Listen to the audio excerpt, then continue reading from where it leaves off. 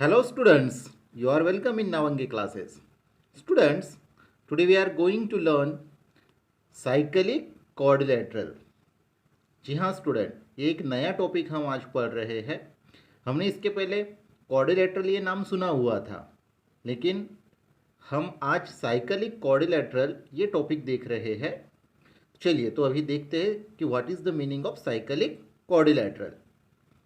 If all vertices of a quadrilateral lie on the same circle, then it is called a cyclic quadrilateral. तो student cyclic quadrilateral यानी क्या कि जिस quadrilateral के all vertices means 4 vertices, जैसे यहाँ पर एक फिगर दी हुई है और यहाँ पर point P, Q, R, S, ये 4 पॉइंट्स को एक दूसरे के साथ ऐसे हमने ज्वाइन कर दिया है। ओके, तो ज्वाइन करने के बाद में देखिए यहाँ पे एक PQRS क्वाड्रिलेटरल तैयार हो गया है।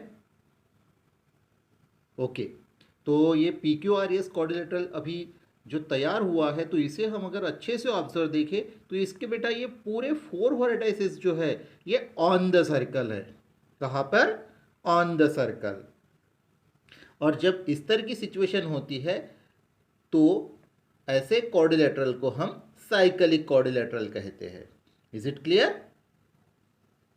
ओके बच्चों, तो ध्यान दीजिएगा, अगर किसी ने आपको पूछा कि what is the meaning of cyclic quadrilateral, तो आप बता पाओगे?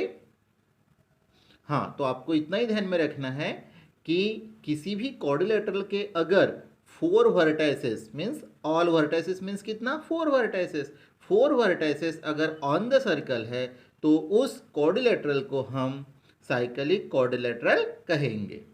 Okay, if all vertices of quadrilateral lie on the same circle, then it is called a cyclic quadrilateral.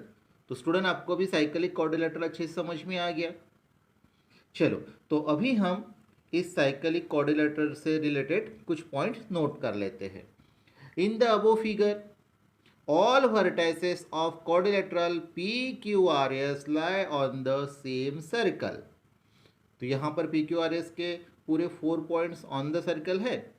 So therefore quadrilateral PQRS is a cyclic quadrilateral, और इसीलिए यहाँ का PQRS ये जो क्वाड्रिलेटरल है ये साइक्लिक क्वाड्रिलेटरल हो गया। स्टूडेंट, अभी हम बहुत ही इंपॉर्टेंट थ्योरम पढ़ने वाले हैं related to cyclic quadrilateral. Okay, the theorem name is theorem of cyclic quadrilateral. opposite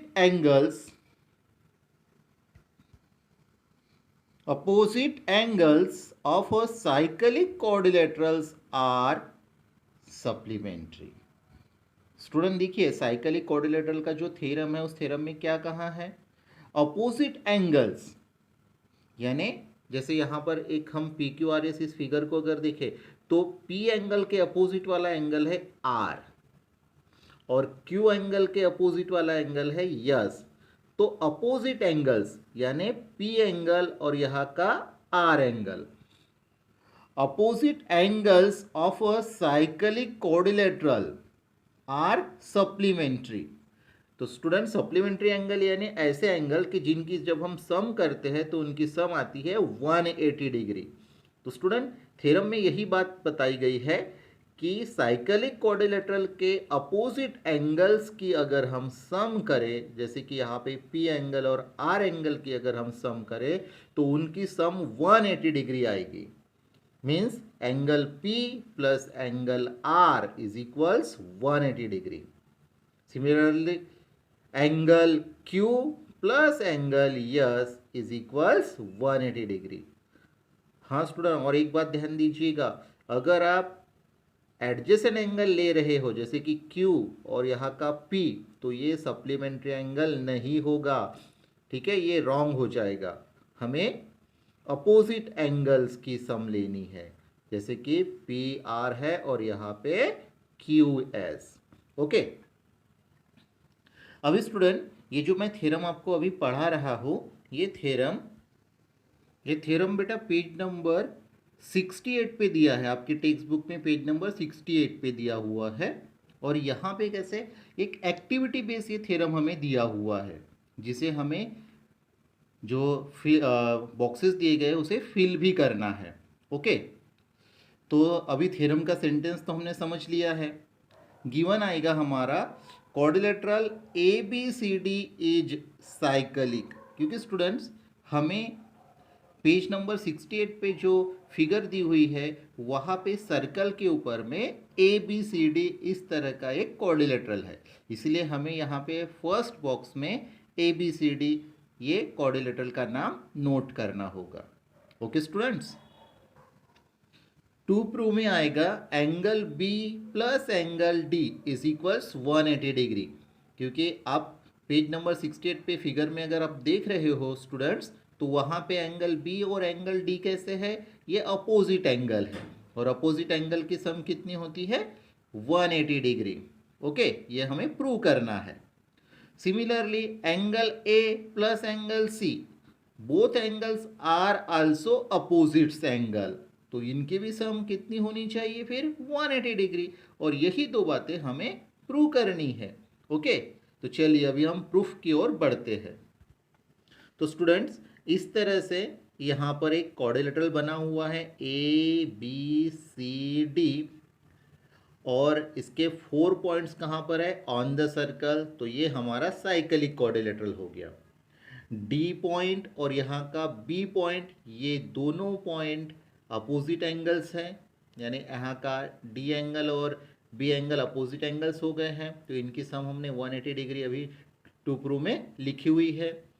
और उसी तरह से angle C and angle A and angle C, इनकी भी सम हमने 180 डिग्री लिखी हुई है। Okay, now proof arc A B C. तो स्टूडेंट देखिए यहाँ पे आर्क को मैंने थोड़ा डिफरेंट बनाया हुआ है, यहाँ पे मैंने ए बी सी इस आर्क को थोड़ा रेड शेड दिया हुआ है ताकि हमें एक्सप्लेन करने में कोई प्रॉब्लम ना हो।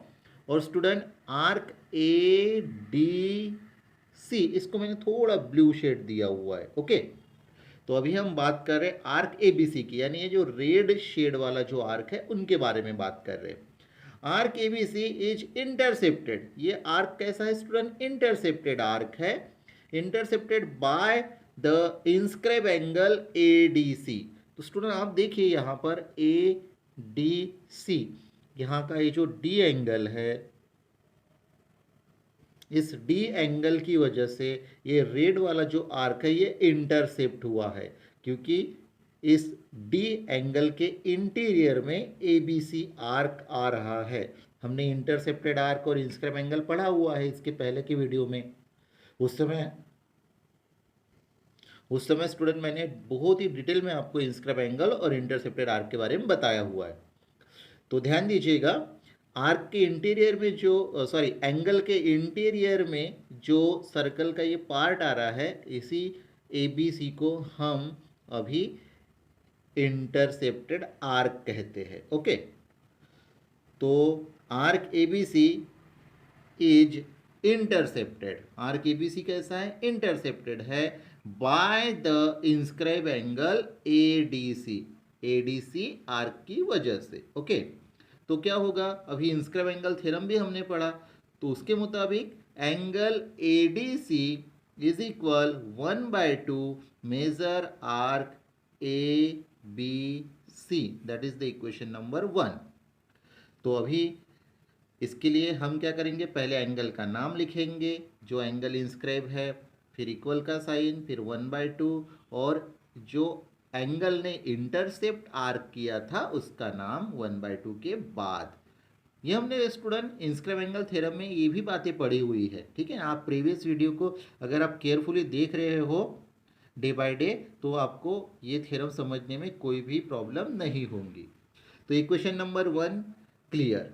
अभी स्टूडेंट ये रेड वाला आर्क तो हमने देख लिया, अभी एक सेकेंड आर्क है ए डी सी। ओके, तो ए डी सी ये जो ब्लू वाला आर्क दिया हुआ है ये भी इंटरसेप्टेड ही आर्क है, लेकिन उसको इंटरसेप्ट कौन से एंगल ने किया है, ए बी सी। क्योंकि आप अगर ए बी सी एंगल को देख रहे हो तो स्टूडेंट्स एबीसी के इंटीरियर में ये ब्लू वाला आर्क आ रहा है। Okay, so similarly angle ABC, ABC इस एंगल की बात चालू है स्टूडेंट्स अभी, ठीक है ना, आर्क की बात नहीं चालू है, एंगल की बात चालू है। तो ध्यान दीजिएगा वर्ड्स की तरफ। Angle ABC is an inscribe angle, तो एंगल एबीसी भी कैसा है, इंस्क्राइब एंगल है। और उसने क्या किया है, इंटरसेप्ट किया है आर्क को। कौन से आर्क को, ए डी सी। ओके,